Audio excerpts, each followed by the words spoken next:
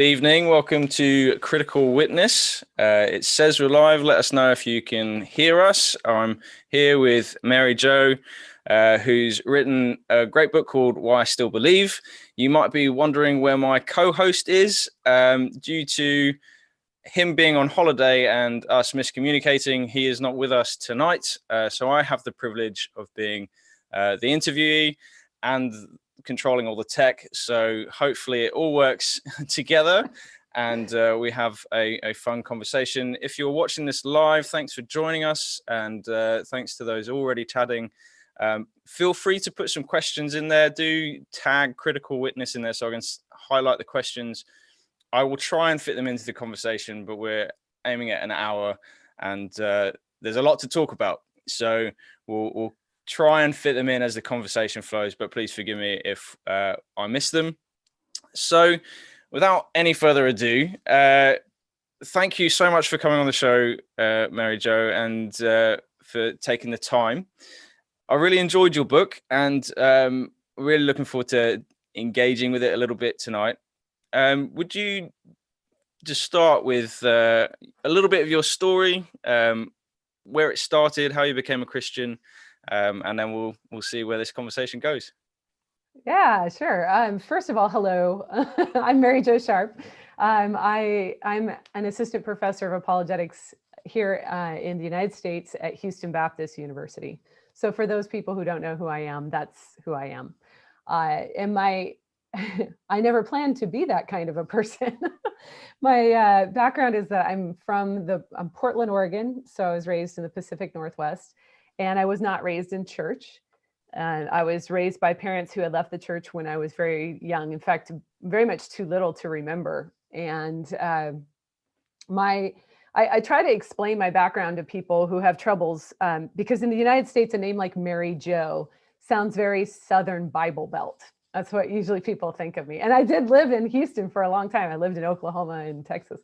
So, but my background was really steeped in sort of a postmodern culture, a culture in which religion was very private. And I say that because, and I know that people in the UK would be like, well, yeah, that's very much kind of what it is here. But in the South, where I lived for a long time, it wasn't that way. You know, religion was more something people discussed. So it's a very different background. What I did have in my life, and what I'm actually really grateful for, was a father who was just a total lover of all things Carl Sagan. He loved that atheist popularist and science popularist guy. I mean, we watched a lot of, my dad read all his books. We watched a lot of nature and science shows, and obviously the shows that Sagan had a hand in. And then my dad was a musician. So he loved the arts, he loved music. My mom was a reader, and she loved all the musical arts. So my background is very much steeped in culture. Science, nature, the beauty of the arts. And I think that what these things did for me was that with all of this influence in my life, and specifically living in such a beautiful part of the world. So I don't know how many of your listeners or people who will watch us know the Pacific Northwest of the United States, but it's just gorgeous. It's beautiful. So I think these things had a profound impact in my life, all of these things, in different ways, and that I began to wonder what all of this was for. What is all this beauty for? And not just the beauty I'm seeing in the Pacific Northwest, but the beauty I'm creating I'm a musician, and I followed after my father, and I play the saxophone. And so playing music and creating these great works of art, I was wondering, what is the purpose of this? What does it do other than make me feel good in a moment? You know, so I was trying to figure that out in my young teenage mind, which was really difficult. But I believe that these things that I saw, these things that my dad loved, the love of science, he specifically loved anything about the cosmos. He watched a lot of shows about outer space. I think these things started to impact me in a way of asking those questions in my teenage form, but it was something where I was trying to formulate, like, what is the meaning of all this? And I realized that I didn't have any answers to that. I didn't know, I believed in things like good and evil. I believed in things like justice and injustice, but I didn't know why. I didn't have any answers for that. I believed things were beautiful, but I didn't know where I was getting that from. And so at about that point where I was having these kinds of questions, I had a music teacher who I greatly respected, and I actually went on to get an undergraduate degree in music, music education, so I could teach music. And I wanted to teach like this man. I thought he was brilliant. Uh, he was also a Christian who had never shared his faith before and was really worried to share it with anybody in his job setting, like a student. Yeah. Oh, as a teacher, I know what that's like. Yeah. Yeah, a lot of people feel that burden. Yeah. So, but he said he was just overwhelmingly burdened for me. And so my senior year, my last year of high school, he gave me a Bible as a graduation gift. And he said, you're going to have hard questions. When you go off to college, you're going to have hard questions. I hope you'll turn to this. And he prayed with me. And apparently I didn't respond great because nobody had ever witnessed to me. Nobody had given me a Bible. I was like, oh, okay. You know, he actually said my response was skeptical enough that he was worried I might turn him in to the principal. Wow. Oh, goodness. keep him sweating. Yeah. And I'm not a mean person. I don't think I come across that way as antagonistic or anyway. So I think it's funny. I do keep up with him. And I think it's funny. He told me he thought that, but I respected him, and I was searching for answers to questions, and why not? Why not check it out? Why not see what this book has to say? So I began to read the Bible. And in reading that Bible, it brought me around to, I was shocked, first of all, because I didn't expect it to, especially passages like I'm seeing in Luke, I didn't expect it to read so historical and biographical and just kind of plain reportage, because Luke really does do a lot of that. In fact, he'll report a miracle and it's just like, yeah, Jesus did this. And then he moves along, and then he went into another town. It's not a big deal. There's no big hero story involved. It's just like, yeah, he did that thing. Yeah. So that really impressed me. And then I started to wonder, is this true? And I came around to the point of, from reading the Bible my senior year, thinking there's probably a God, or there is a God. I was sort of in that position. So when I went off to college, I decided I need to check this out for myself. And I went looking for churches. For the first time, I started attending church, which is really funny because in the United States, we're all worried about kids going off to college and having their faith stripped away, right? Yeah, you got the reverse. I was the reverse. I was going off to college to finally explore for myself something different. Yeah, and that's the place for university, isn't it? It's engaging with these different ideas. And so your experience at university, church-wise, what was that like? Were they welcoming? Did they know that you didn't quite believe fully? What was that like? So the initial experience when I'm in college is me just attending churches as kind of some random college kid. So it wasn't real, nobody was trying to reach out to me or anything. I was just trying to check these out and stay private. Right. So you're sort of hidden at the back. Yeah. Don't talk to me. I'm just here to watch. I'm just here to see what you guys are saying. And then I met my husband my freshman year of college, who was a, born and raised Southern Baptist and from a small town in Oklahoma. And as he and I began to date and got engaged and got married, still in college, he ended up going, oh my gosh, I got to get our family in church. And so we ended up going to a church that we had been invited to by his ex-girlfriend. That's fun. And so on that one. So we went, and my first experience with church, and I talked about this in the book, it was not a really good experience. Now I did come to belief in God before this experience I'm about to talk about happened. I actually visited this church, and as a visitor, I was doing the incognito kind of thing, and the pastor came and visited me, and we talked through the gospel and my need for a savior, and that was where I accepted Christ. So now my first experience in church as a new believer is where things start to go kind of horribly awry. And that is where, my first day, I'm worried about this is the first time I'm thinking, what should I wear? I don't know what to wear to church, because I'm about to profess that I've become this Christian in front of this whole church, and I'm nervous. And I have no background in this. I'm the new kid in class. I'm afraid nobody's gonna like me. That sort of stuff. So my husband and I show up at the church, and we're on our way into the sanctuary. And out in front of the sanctuary is the pastor's wife, and she's greeting everybody who's coming in. How are you? Good morning, all this. And I'm expecting like, oh, Mary Jo, welcome. I heard you accepted Christ. That's amazing. Congratulations. So I walk up to her and that's my expectation. And she's smiling. And then she looks at me. She looks at what I'm wearing, which is one of my 2 dresses I own as a poor college student. And the first words out of her mouth are, oh, honey, we need to get you better clothes. Oh, man. That's brutal. Yeah. That's not what I was expecting. Right. Yeah. There's more important things you'd have thought. Goodness, Yeah. that must have wrecked your enthusiasm for that service.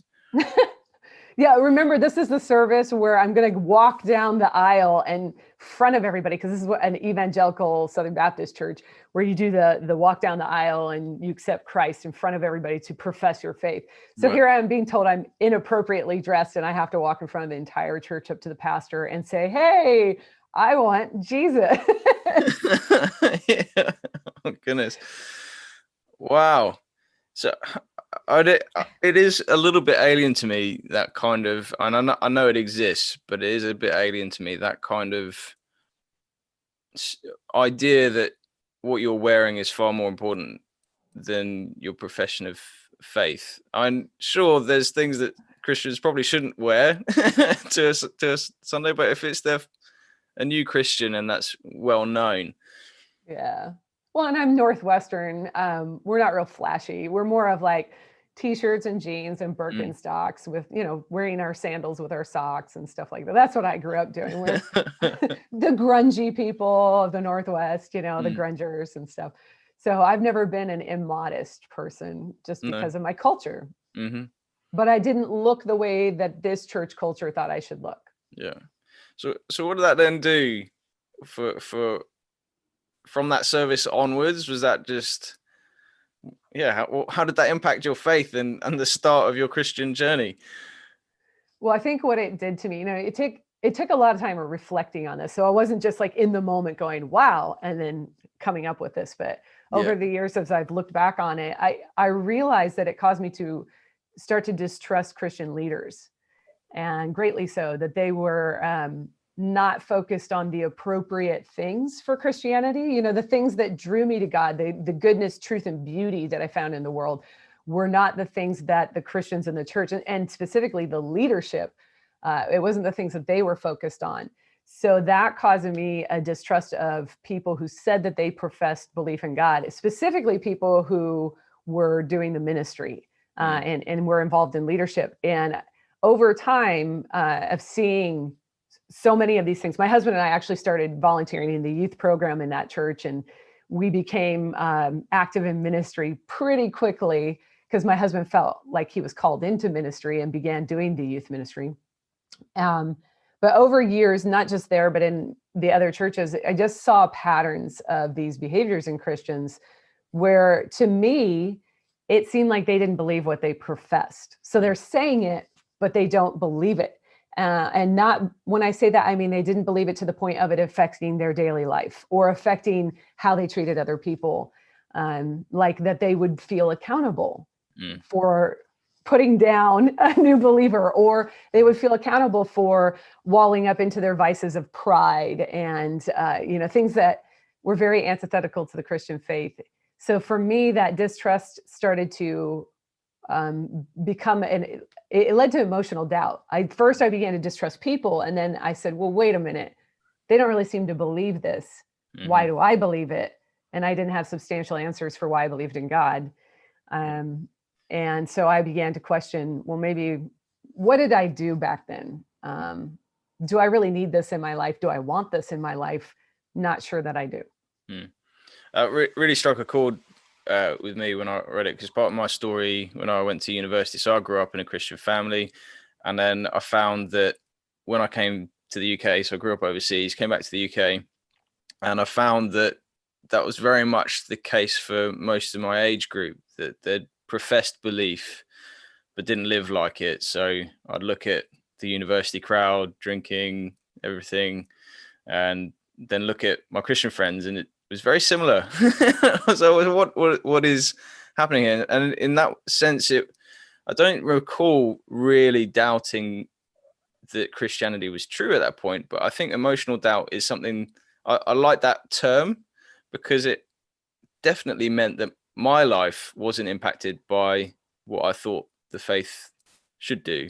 And it wasn't until actually I met Dan, coincidentally enough, that started changing, because he was a new Christian and he was living in a way that did impact his life. So it was, very much apathy is very much a killer of faith when you see that in churches. So very much a part of my story that I really was like, oh man, I can see how that would really knock you back. So and for those who are listening, it's not just don't do this, don't do that, don't drink, don't watch this. It was more, for me, it was more of the state of the heart, that people cared more about don't drink alcohol than they cared about be redemptive with others. So if you've hurt somebody, go to them and say, I'm sorry. So those were the kinds of, I want to be clear that those were the kinds of things that really bothered me, is that nobody was actively seeking forgiveness or redemption with others, and that they would, like I said, they kind of roll around in their vices and not really care. And like C.S. Lewis says, pride is like, well, he didn't say it this way, but pride is kind of the vice that just unravels you and leads to all the others. So that's what I just wanted to be definitely. It's not all about the rules, but there is a sign that you follow Christ, and that is how you treat others. I've just noticed that Dan's actually in the chat. He's trying to access his Wi-Fi on holiday. So hey Dan. He said he'd love to chat to you. There's he's actually, because he shares a similar sort of from atheism to Christianity background. He's being interviewed by, I think, Jonah Harmon. Is it that you're same person that's interviewing you from C.S. Lewis Institute, I think?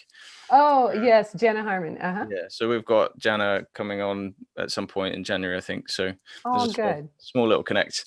So back to apathy in the church and that side of things. So where did that take you from there, having been potentially hurt or were hurt by the church, and then the apathy that you saw? Where did you go from there? Yeah, that's where I started to wonder, what do I want? What do I want this in my life? Do I not? And then I thought this, like, one thought kept kind of pricking my conscience, which was, just because people don't act like something's true doesn't mean it's not true. Mm-hmm. And that's the hypocrisy issue, right? The hypocrisy of believers, which I hear that said so many times. And I'm like, yeah, but the way that people act doesn't make something true or false. I mean, that's for anything. That's not just Christianity, that'd be atheism, anything. Yep. So that bothered me, that that thought bothered me to the point of which I said, well, I got to answer some of these things. Like, why do I say I believe in God? How do I even know he exists? Do I have anything to offer? And, I say Jesus rose from the dead, but I don't really know if that's true. I wouldn't be able to tell you. And so that sort of, the emotional doubt led to these intellectual questions. The hypocrisy I was seeing in the church, the hurt that I was experiencing in the church, made me kind of go into this mode of, I got to figure out what I believe, because I'm not going to stick this out just because it's something that people do, or, because I've gotten into this community and now this is my lifestyle. I'm not one to do that. So I'm like, I have to know whether or not I actually think this is true.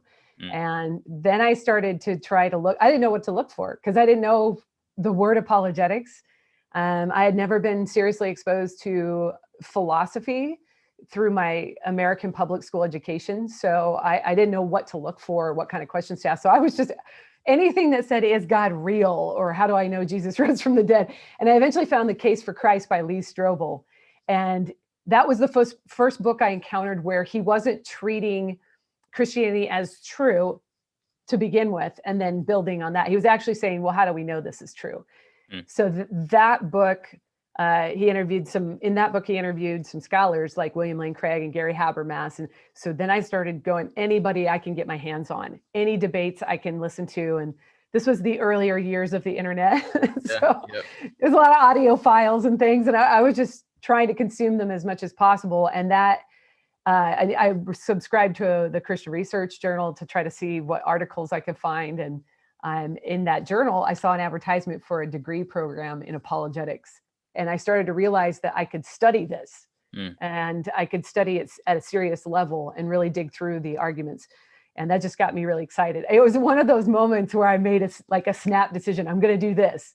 And I don't do that. I overanalyze everything. Yeah. So yeah, I actually ended up doing apologetics in a search for my own the answers to my own doubt. That's again, yeah. There's a lot of similarities. Actually, I'm not surprised Dan would is gutted to miss this because again, his story is linked in with Lee Strobel's book and the sort of gateway to the more intellectual aspects of Christian faith. Even if some of the book is still wrestled with by people, but actually, it's a real key book for people to engage in when they haven't engaged with that side of the faith before. Yeah. But even with how apologetics impacted your faith personally, that it was wrestling with your own doubt that apologetics helped. And it's something we've explored on the show before, is whether apologetics is for the Christian or is it for the atheist or the non-believer. And probably the answer is both. I don't want to set up a dichotomy really. But for me, again, yeah, just digging into the apologetics and things like that really help seal things up for me and go, actually, yeah, I don't have to take my brain out of my head to access the faith. I can really start wrestling with these and finding actually that other worldviews have some of these problems as well when you really dig at the foundation. Yeah. So a key part of your involvement with apologetics, it was Biola, wasn't it? That you went to, yeah, was that you met two heroes of the faith, two people that I clocked probably fairly early on, and as I said to you before we went live, Nabeel Qureshi is probably one of my favorite authors, taken far too soon, and his defense of the Trinity and no God but one, I think it is, no God but one, was a real key light bulb moment for me when he sort of, I was like, oh yeah, that makes so much sense. Why haven't I seen that before? But how did you meet them? What's your story with them? Where did they take you? And what impact did they have on your faith? Oh, it's so much. Yeah, I met David and Nabeel early on in my own search for answers. It was when I started going to Biola, and I met them that first year. They were there for the is a hybrid degree, so you have to do 2 weeks on campus, and so we come in for our 2 weeks on campus, and the rest is online. And they were there, and I remember these two guys. Their personalities are like as big as their stature. I mean, these are both really big guys, right? 6 foot something. And I remember being very impressed with, their personalities, their outgoingness. And one of the things that they did for me as I talked to them on campus, as I started to find out what they were doing debates with atheists. And I was fascinated. I thought, because I'd never heard any Christians doing that in my whole church experience, that they would actually take these ideas and put them up against atheists on the spot. And I thought, yeah, that's the way to do it. That's the way to do it, right? See if your ideas have merit. And so they really attracted me through what they were doing. And what really drew me to them is that they took my ideas seriously. They saw in me potential for ministry and for to do debate and things like that. They really saw that I had the potential to think on these hard issues. And they were the first guys in evangelical Christianity that I had see me for the gifting that I had, that I was sort of an intellectual Christian. And they really tried to foster that in me. They didn't just do that for me, by the way. They've done it for many people. But that was something that I grew to respect them very much, because they were respecting me for my talents. And it helped me to respect my own ideas, like in my own ministry. And they sort of pushed me along. I started out by saying, hey guys, can I just review one of your debates? Like, I see what you're doing. I looked you up. It's awesome. Would you be willing? I just wanted to send it to him. Like, so your next debate, can I just send a review of it? And David was like, yeah. And I might just post it online if it's any good. And I'm like, oh no, that is not what I wanted. And what I kind of, from that point, they sort of sucked me into their world of debate. So I was actually helping them put on debates. So if you go back to David and Nabeel's early debates in 2007, 2008, 2009, those years on YouTube, you'll see me as the moderator, and I'm doing some debate. They actually pushed me into debate, my first debate with a Muslim, and so I found that one. That is on YouTube. So if people want to look it out, is about 10 years ago. Yeah, so I've got those debates because of the influence of David and Nabeel in my life. They saw what I could do, and they pushed me. They pushed me out of my comfort zone. And what like I really took away from David and Nabeel, other than so many jokes and beatboxing by David and, and all this great stuff, was that as a Christian, I was fearful of being in the public. I didn't want to be in the public. I didn't want to share my faith like that. I was happy in my own little part of the world, being nice to people, and not sharing my Christianity in a bold way. And David and Nabeel had given up so much. Like, David, he has a interesting background of atheism, and he's a sociopath, and so there's a lot that goes along with that. And then Nabeel, watching him, I met him right after he became a Christian, and so I got to see a lot of the conversations that of anguish and pain with his family having left the Muslim faith. I saw him on the phone mostly. Yeah. So, because he would always receive calls while we were out doing stuff. And I thought, man, these guys gave up so much. What have I really given up for my faith? And it caused me to realize I hadn't really given up much. And they were kind of like the ones that showed me that. They never said it. It was just because of being with them and seeing what they sacrificed to see people come to know Jesus, and their heart for the lost, and their heart for Muslims in particular. It just really impressed me that I needed to push myself out of my comfort zone, and I needed to share what I had with others. So they were a huge influence. So what would you say, coming from that, to anyone who's sort of either in doubting or only just starting to engage with apologetics, or even at the point where they might engage with a debate or engage mainly with their friends? What would you say to someone who doesn't have a Nabeel or David to nurture that? What would be how would someone get started? What would be your recommendation? Oh, well, you can listen to this show, right? Well, I hope so. That's partly why we're doing it.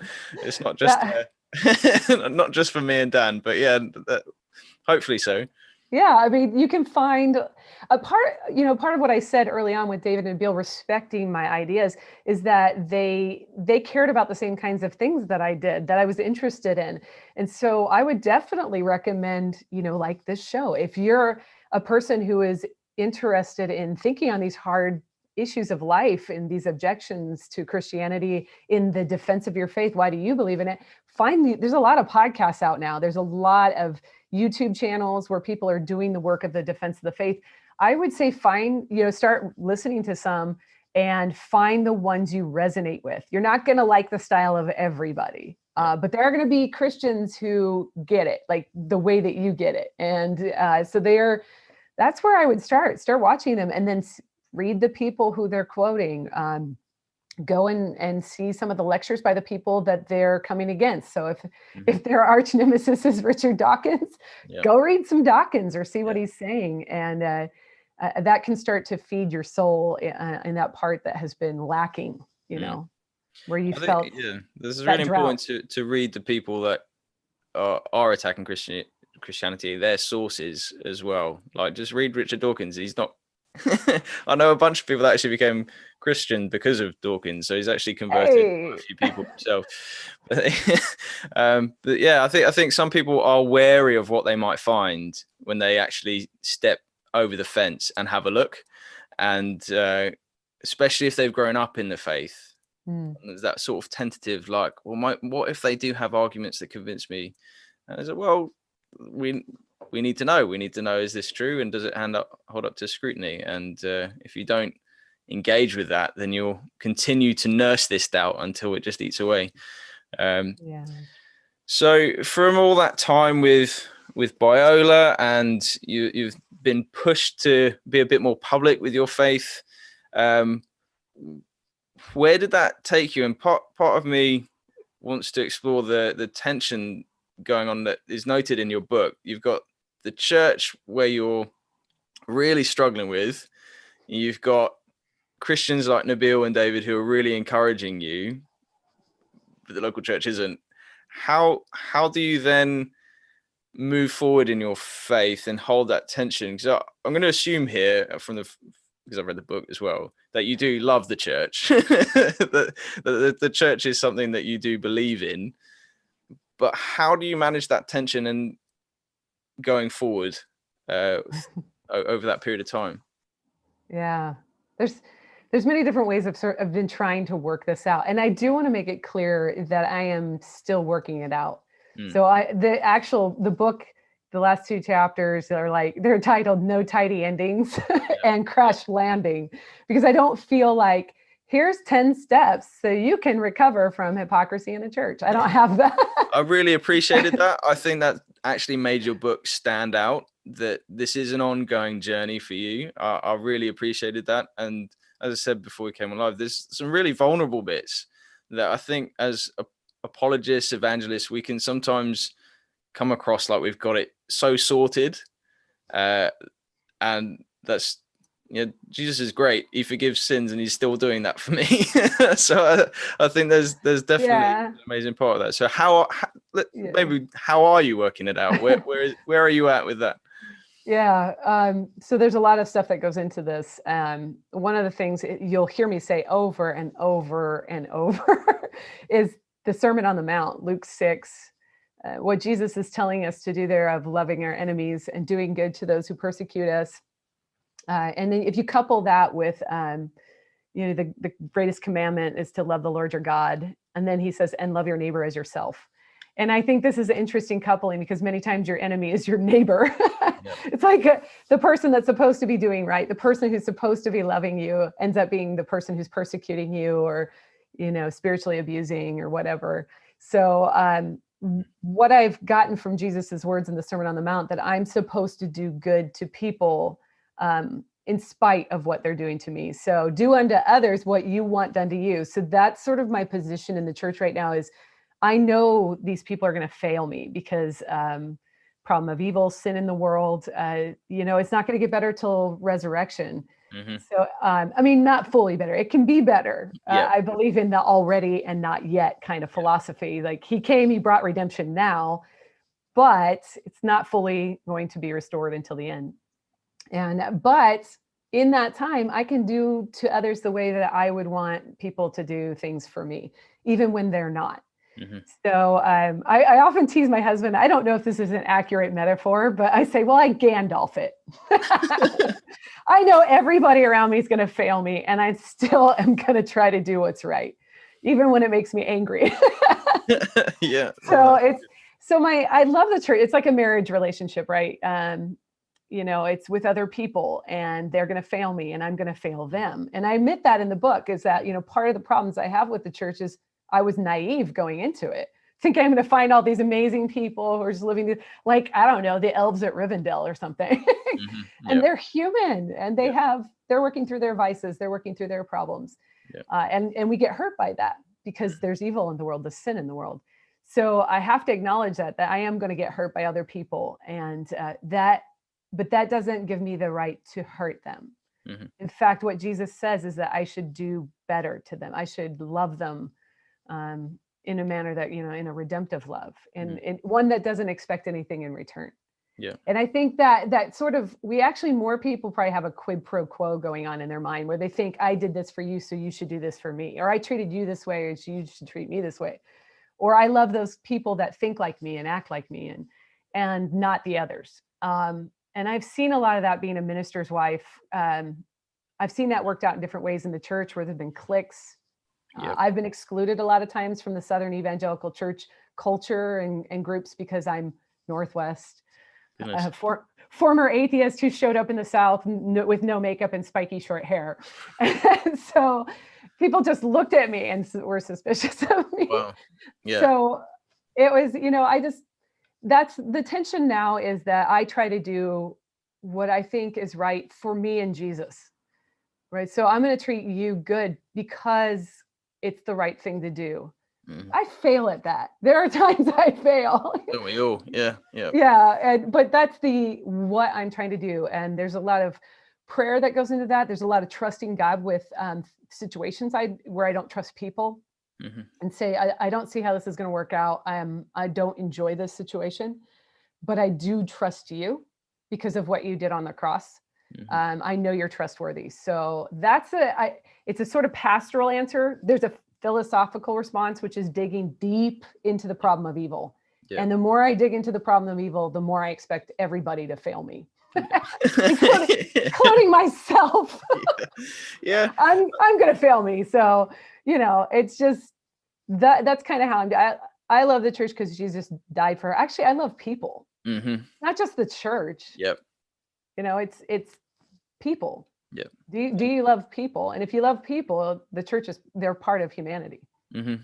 Yeah, I mean, I think one of the biggest revelations for me is recognizing that the church is both the best thing about the gospel, in that you gain a family, an eternal family that's global, that's breaks all sorts of diversity boundaries, but it's also the worst thing. it's the most frustrating and often terrible thing that has damaged people when they've failed, and part of the tension, as you're explaining, is that it's because of us that we are that mess. And if I find so many people that have been hurt by the church will completely give up on any sense of church because of that hurt and lack of recognition that, well, we're all human.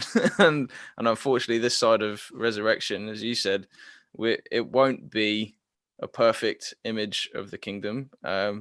Unfortunately, I think, is it Paul that uses a image of a broken mirror or something, or maybe I'll pick that up from someone else. A mirror dimly lit. Yeah, I think that might be 1 Corinthians, maybe later on in 13. Yeah, somewhere around there. I could be wrong, but I think that's that the mirror right. dimly lit. Yeah. And just waiting for when that's really clear and we see the family as it was meant to be. It's not a small thing, is it? I mean, we're not trying to be trite here. No. This is hard. But I think a lot of people leave the church having more of a naive expectation of what she is. And she is in the world, and she is messy and disgusting and as Christians, we have to own up to our past. We've tried to justify horrific things and said that this is because of, whatever, we want to try to justify it from the scriptures, and it's not justifiable. Yeah. So, I mean, there are things in our past that are like that. Just saying, we need to own up to the past. Definitely. But as Christians, I used to tell my dad this. I was like, but we actually do have something we're aiming for, which is Christ-likeness, the standard of goodness that is God himself. So, at least we have something we're accountable to rather than nothing at all, or our own feelings or preferences in any given culture or time in history. Yeah, absolutely. And I think often our view of what things should look like in the church are generally the sort of, here's the moral laws that we shouldn't cross. And anyone close to that, well, we'll put an extra level of fencing in.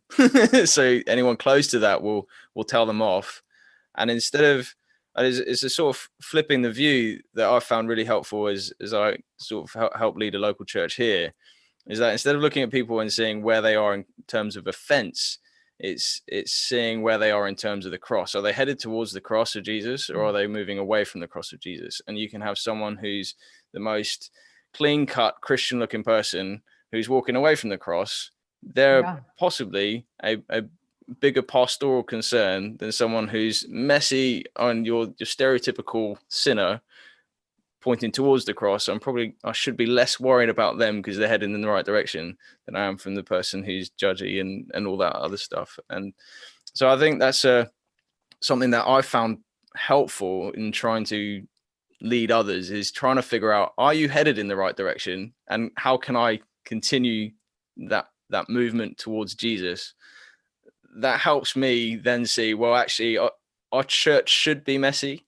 We should have people, and we've got Jesus saying he's here for the sick. Our church should be full of sick people, but done in a way where it's safe and obviously fitting in that. Yeah. And it's a heavy thing to go through and recognize that. But yeah, I was just sort of thinking of earlier how you work as an apologist while wrestling with the church. How much do you find that means that you don't really talk too much about the church, and when you're evangelizing or talking with people outside of the church, how does that impact how you share the gospel? Well, I don't really bring the tension that I have with the church into a front conversation with somebody I don't know. Of course, yeah. But if they bring it up, like, so if we're talking and they find out that my husband's a pastor at a church, or I just say something about it, like, hey, we're at this church down the road. Then sometimes people will say to me, oh yeah, I used to go to church. That's not for me. And then I'll ask them about that. Now, if they bring up the hypocrisy in the church, that's where I can say, yeah, I struggle with that too. Mm-hmm. That's where I can bring that in and say, but for me, I couldn't let the behaviors of the people be the litmus test for the truth of what I believed, because that would, there's a lot of stuff I couldn't believe then based in just people's behaviors. So, that's where I bring it together for the person. And usually they actually, every time that I've talked about it, they go, oh yeah, I get that. But the problem is that the experiential side of apologetics, the side that has to deal with the fallout from all of these issues with the church, that's just so hard to get past. I talked to a guy for 4 years who was like, he could argue better for God's existence than I could at the end of it. Yeah. And he wouldn't come to Jesus. Like, he's like, no. And so finally he's like, what's keeping you away? And he wouldn't tell me for I think it was a year. And then all of a sudden one year I just saw him, a friend pointed out that he had posted my road to Damascus. He had posted this note on Facebook where he'd become a Christian. And he talked about the emotional pain and the trauma from churches in his background. And that was it wasn't the intellectual side. It was this. And that's no small thing, right? And a lot of times we think if we just give people answers that they'll come to Christ, like that we just need to answer their doubts, or even for kids in the church, if we just inoculate them, if we just give them the answers, they won't leave. Life in a fallen world is really hard. And there's no guarantee that people are not going to step away, even if they know rationally it makes sense to believe in God, that it answers a lot of questions, or that it seems more to answer more questions than it poses problems.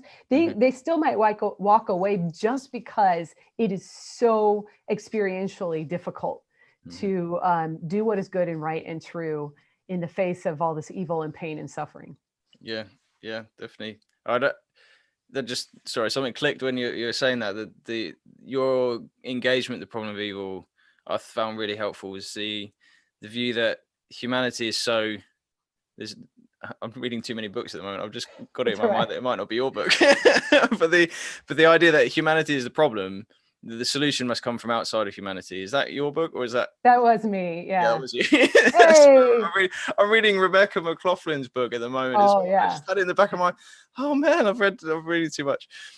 So yeah, I find that so helpful, in that we have to. The problem of evil and the problem of suffering is just as big a problem for non-Christians, I think, and for me personally, I find, and I'm a father of a special needs girl, and wrestling with that has forced me to go into the whole issue of suffering. I'm friends with a guy who's fairly agnostic atheist who's also wrestling with special needs stuff, and he's got just as much like wrestling to do as to why is this happening to his kid, and I'm able to go, well, actually I see the world this way, and that's helping me figure out that actually my daughter has purpose, has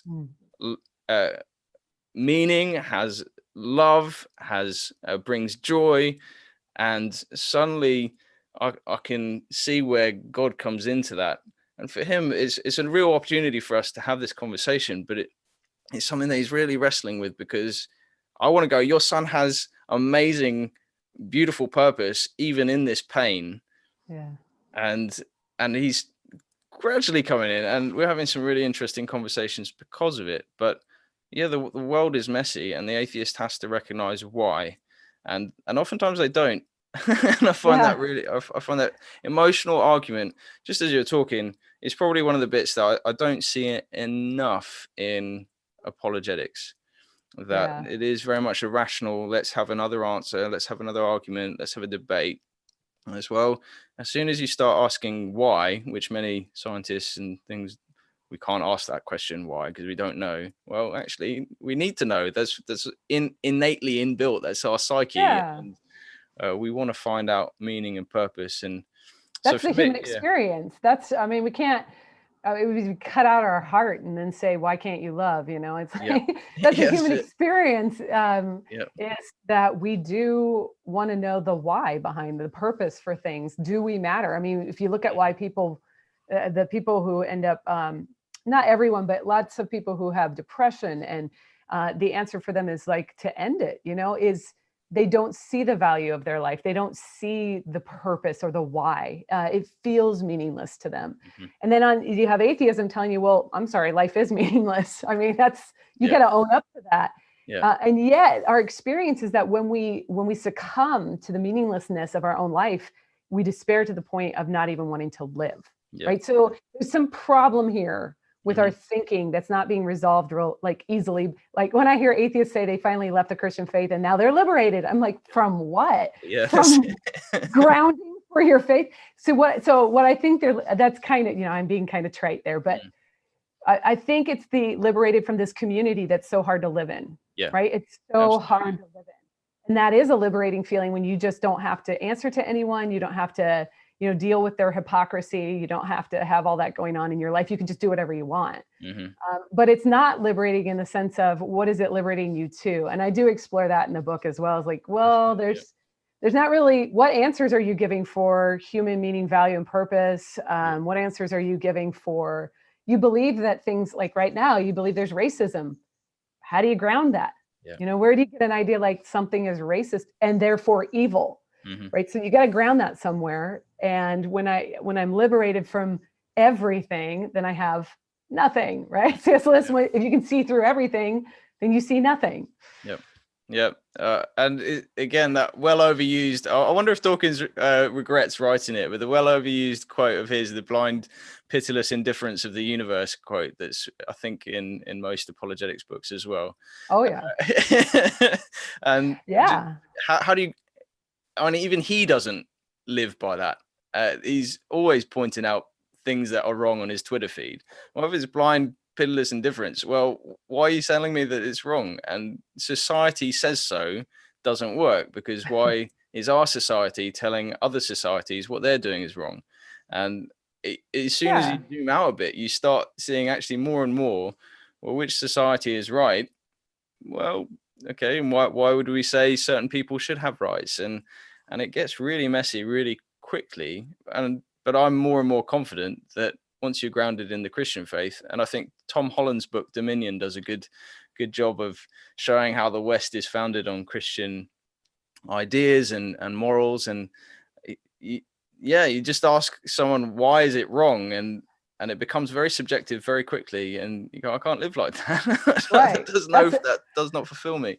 That's one of the things I pointed out in the book, is no matter, you know, where you're at as you're reading the book, for me, I've never been that much of a relativist to where I'm into nihilism. Like you know, nothing matters and I just create and everything. All the values are created by me and they're really delusional anyway. So might makes right, you know?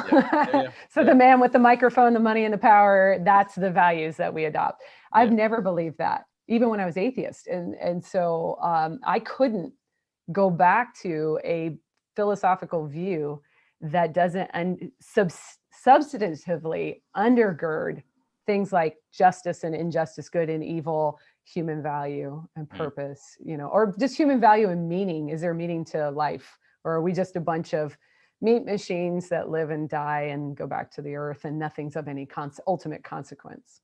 Yeah, absolutely. I've gone off piste here, so I don't actually know where we're up to in the story. So, I think you got up to where I'm an apologist. That's it. You're an apologist. Brand new information. So I'm just kind of keeping an eye on the time as well. There's a couple other questions that I wanted to really nail down a little bit, because you've debated with Muslims. Do you still do debates? Are you still engaging with Muslims that much? I don't. I switched gears and helped build an apologetics program at Houston Baptist University, and that really took all of my Wonder Woman powers to do. Right. It would, yeah. And yeah, teaching does that. It sort of consumes. It did. But so just in that, so being in Houston and fairly southern, do you find you're able to draw from the cross-cultural aspects of your debates from when you engaged with Islam? How much of your apologetics program is rational thought and argument, and how much is it engaging with other cultures that might not be as rational? So if, for example, Hinduism and the sort of relativism that comes from that, and how much is it I guess just how much is it Western? How much are we teaching apologists to engage across cultures in that way? Yeah, well, I know that at our university, one of the things we tried to do with our particular program was to engage culture. So we actually have a cultural apologetics track where you're you do learn the arguments like we do in we have a philosophical track as well. So more analytic philosophy, learning the arguments as they are, but then you're applying them into their cultural homes. Right. So that's where we would, teach a world religions class. And then in that course, you're not just reading about other religions, you're reading about their views of God and then how you engage apologetically on that issue. Right. So that's kind of how do you use Hinduism's views in order to communicate the gospel? How do you use Buddhist views or Islamic views to talk about the gospel with them? So we do that sort of engagement. And then we also we do film, we do writing, literature. What are these guys trying to say? What are they communicating about their culture, their views, philosophically as well? So I love that. I love the cultural track because you do get into how to best communicate apologetics within it, within the culture. And that's going to vary upon which culture you're trying to reach, which we don't tell you which one you're trying to. You can reach Western culture, you can try to reach more of an Eastern feel. So it just kind of depends on what you want to do. I love it though. Yeah. Well, it's fun working with international students because you end up engaging all sorts of different. You just sort of flip from right. We're Western here. Oh wait, no, we're not. And then you get someone who, like me, grew up in several different countries, and then you're like, I don't know what you are. and that's fun because you end up having conversations about where home is. That's always a fun one. And then you start having a conversation about where your view is on different things. And I love engaging in that side of things. So it's really good fun to learn from other cultures and just continue to ask questions of why do you think that? Where does that come from? It has, the engagement with cultures has definitely deepened my view of Christianity in the sense that it can cross cultures, redeem cultures, and all that. I've just noticed a question actually. Maybe going into our final question, the programmer has asked something that's slightly different actually from our final question. So I'll ask him first, then I'll ask our final question, if that's all right. Sure. So he's asked, who's the best atheist philosopher that you have read or engaged with? See, best is sort of too broad because Favorite? I like different guys for different reasons. So for this issue of values and morality, I really appreciate Friedrich Nietzsche's honesty. I think he was very, very reflective about where you would go if you removed an objective standard for God. And I think he tried to communicate that almost better than anybody else. And I really appreciate him for that. Now, as for like a contemporary, I appreciate Michael Roos's approach to Christianity. He doesn't reduce it to sound bites. He actually tries to engage it more respectfully. And so I think if you're looking for somebody that's not a armchair philosopher like Richard Dawkins, who, by the way, he does need to continue to be quoted because he's so influential. I don't know how many people are reading Quentin Smith or Michael Ruse, but I know a ton of people are reading Richard Dawkins. So so I mean, he's got to be engaged, and we should keep quoting him until the atheist community starts to deal with that, right? And they said you need to, he's a little embarrassing in his philosophical ideals. But I would say Michael Ruse. I used him for my book. I think he's thoughtful in how he's engaging, morality and where this comes from, and why would someone believe in God? And I think that's what I like about him, is that he doesn't just go, oh, it's a myth, and it's like all these pagan myths, and those are just stupid people who lived a long time ago. We are so much smarter than everybody else today. Sounds like Twitter. Sorry, you've just basically said the whole Twitter stream. The modern myth of our time is that we are so much better than everybody who's ever lived because we're more progressed and we're atheist and we don't believe in silly ideas like God. He doesn't do that. He actually is more like, well, why would people believe in God, and what does that do, and what does it explain, and what are our responses to that? So he's one that I would be reading if I was reading to learn about atheism. That's cool. That's great. So we're coming up to the end of our time, and I really want to honor that. But with we're always keen to find out what people are reading, who people are reading or listening to. Are you a podcast fan? Do you just do books? I love everything. Yeah, just absorb. Yeah, that's kind of what I try and do as well. So, who should we know about? Let's say I think we've got about just under 5 minutes. Who are your top 5 people we should know about? I have 3. 3 is fine if that's what the problem for me is, like, once we start down this rabbit trail, I'm like, oh, and this, and I'm like an encyclopedia. Yeah. But I would say for the cultural moment that we're in, maybe an what do I want to say? Like an underutilized ministry is the Jude 3 Project, which is an apologetics ministry by African Americans. Amazing. And they are answering, like you talk about Western philosophy and Western culture, which is a lot based in white Western culture. So I think one of the things I learned from Jude 3 is that I'm answering questions apologetically that some people groups are not asking. And so I think everybody should check out Jude 3 Project. What is the African American community asking about belief in God? What are their questions? And do they even reject the existence of God, or are they asking different apologetic questions? So these are the kinds of things they handle.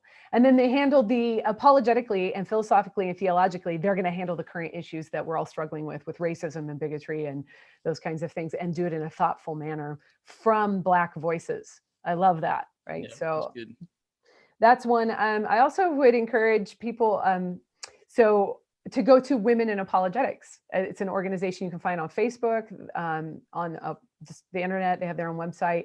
They do conferences. They currently are putting up YouTube videos, but it's women, right? A bunch of women who do apologetics. Yeah, absolutely. So it's an organization just full. They put on their own conferences where all women are doing these apologetics issues, and I think that's very encouraging to other women who, especially, either feel intimidated to speak out these kinds of questions in the church, the local church, because sometimes women told me that they feel like they should already have these answers by their age or whatever, and they don't, so they're embarrassed. Other women have told me they don't want to look like an idiot because they don't know how to form the question that they're trying to research. So Women in Apologetics, it's all women. And I think that actually helps women just feel at ease in asking these kind of questions. So I would check out Women in Apologetics. I am a huge John Lennox fan, and he has the website called keybibleconcepts.org that I don't think many people know about. And it's all this free work that he and David Gooding did in giving you like your background in Christianity. So giving you the basics.